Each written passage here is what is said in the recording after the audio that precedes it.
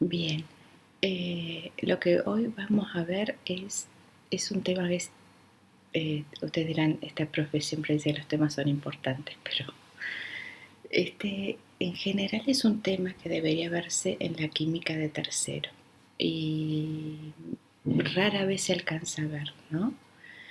Pero es un tema muy importante, sobre todo para entender la química de quinto, ¿sí? Entonces es un tema que corresponde a la química de tercero y es un tema fundamental para la química de quinto. Nosotros hemos aprendido, digamos, que los átomos se unen. Primero hemos visto todo acerca de un átomo, el Z, el A, los protones, los neutrones, los electrones. Hemos acomodado los electrones alrededor del núcleo, ¿sí?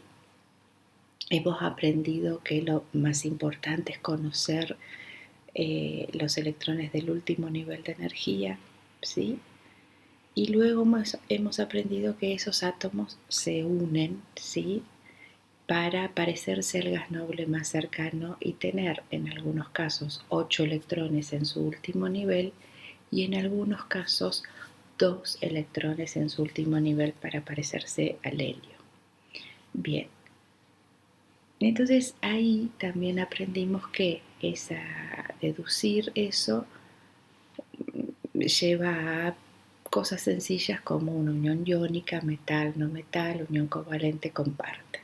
Y también le encontramos una vuelta de tuerca al incorporar el concepto de diferencia de electronegatividad, ¿no? Una forma de verificar eso que habíamos deducido, eso es una unión iónica o covalente, en función de la diferencia de electronegatividad.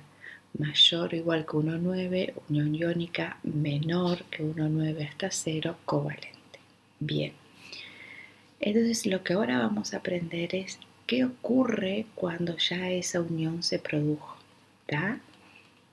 Entonces acá vamos a hacer una división, una aclaración importante. Cuando se produce una unión iónica, lo que se origina no son moléculas. Moléculas en sí solamente se producen mediante una unión covalente, ¿sí? Y esto lo aclaro porque inclusive en muchos libros de texto es como por ahí queda inadvertido frases tiradas como las moléculas de cloruro de sodio. No, el cloruro de sodio presenta uniones iónicas, por lo tanto no se puede hablar de molécula de cloruro de sodio. ¿Tá? El cloruro de sodio, como las sustancias que presentan uniones iónicas, lo que hacen es formar redes cristalinas muy, muy grandes, muy interesantes, muy equilibradas, digamos. Imagínense que una unión iónica forma iones. Entonces esos aniones y esos cationes se colocan de tal manera de que cargas positivas con positivas y negativas con negativas estar lo más alejadas posibles y cargas positivas y negativas lo más cercana porque se atraen. Se busca ese equilibrio y así se forma una red cristalina que tiene distintas formas y que se mantiene unida esa red cristalina por fuerzas electrostáticas que son muy pero muy intensas. ¿Está? Bien, ahora, si yo formo una molécula a través de una unión covalente, hay algo ahí que pasa, entonces no podemos terminar la historia ahí. ¿Está? Hay algo que comienza a tener valor una vez ya formada la molécula, o sea, una vez que ya se produjo la unión covalente, que es sumamente importante. Y eso que se produce tiene que ver con la electronegatividad de los átomos que se unieron. Yo, por ejemplo, les hago esto, ¿sí? Vamos a hacer una tontería acá. A ver si lo pongo así, así lo pongo. No. Vamos a hacer una unión covalente sencilla, ¿sí? Y para eso voy a recuperar un concepto de estructura de Lewis que ustedes seguramente manejaron mucho en tercer año, ¿sí? Si hacemos la estructura de Lewis del hidrógeno, es poner el símbolo del hidrógeno y rodear ese símbolo con la cantidad de electrones del último nivel de energía. Hacemos la estructura de Lewis de un átomo de cloro, símbolo del cloro, rodeamos con la cantidad de electrones que tienen su último nivel de energía. ¿De dónde saco este dato? De los grupos.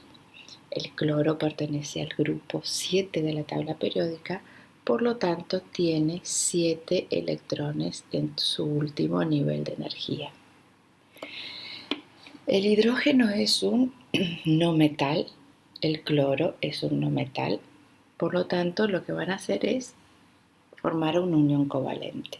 Una unión covalente es un par, dos electrones compartidos, y desde ahora ese par de electrones compartidos pertenece a los dos por igual.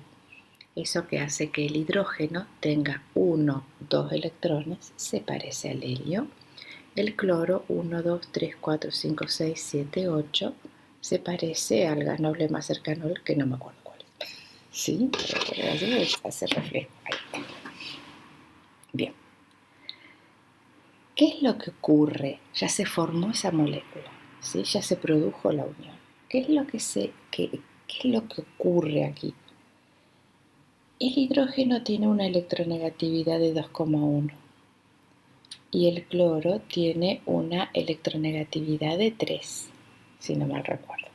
Es la duda, pero no importa.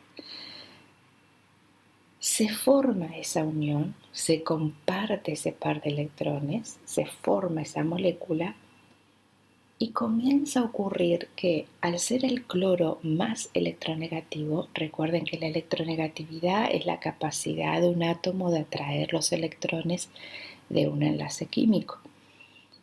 Entonces lo que hace el cloro es ese par de electrones compartidos lo desplaza, lo atrae un poco más hacia su lado. ¿Por qué hace eso? Porque es más electronegativo que el cloro, ¿sí? Sigue habiendo unión, siguen compartiendo el par de electrones, pero ese par de electrones está como más desplazado hacia el lado del cloro. Entonces, si yo pudiese dibujar cómo se vería esa molécula, la molécula vamos a representarla así. La molécula comienza a aparecer un polo positivo, un polo negativo. ¿Por qué? Porque recuerden que los electrones, esos electrones que comparten, son partículas de carga negativa. Y entonces el cloro, con su electronegatividad, es más alta que la del hidrógeno, atrae, hace desplazar esos electrones de carga negativa hacia su lado. Por lo tanto, cuando yo veo la molécula, aparece una zona que tiene una densidad de carga negativa debido a una presencia de electrones importantes.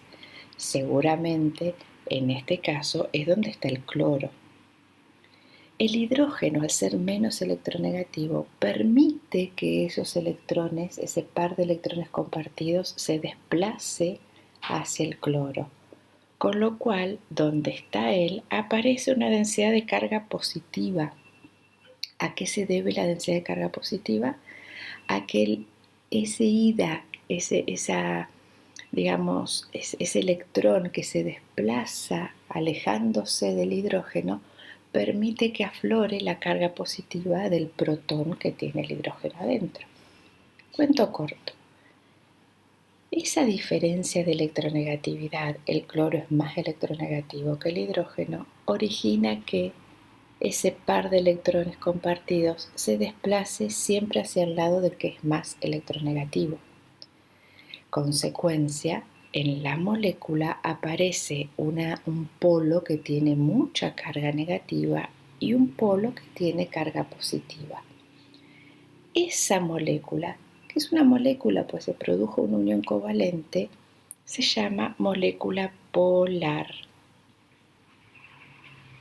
¿Por qué se llama polar? Porque tiene un polo negativo y un polo positivo.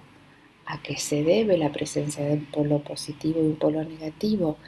A que los átomos que me formaron esa molécula seguramente presentan una diferencia de electronegatividad. Uno es más electronegativo que el otro, lo que se produce un desplazamiento de electrones y en algún lugar de la molécula aparece un polo negativo y en otro va a aparecer un polo positivo. Entonces, la polaridad, lo voy a dejar por mi casa. La polaridad es una propiedad de las moléculas. Hay moléculas que son polares, ¿sí? O sea, ¿esto qué significa? Piensen bien. Si hablamos de moléculas, ya hablamos de que ya se produjo la unión covalente, ya se unieron. Y una vez que se produce esa unión, comienza a ser importante que uno sea más electronegativo que el otro, lo que produce que los electrones se desplacen siempre hacia el lado del que es más electronegativo. Como los electrones tienen carga negativa, entonces aparece en la molécula, si yo la pudiese ver un poquito de lejos, o sea, no se puede ver la suposición, un polo negativo, un polo positivo. Esa molécula tiene polo positivo, polo negativo, es una molécula polar. Y eso es muy importante a la hora de analizar propiedades, ¿sí? Bien, eso me pareció como mucho, así que los dejo.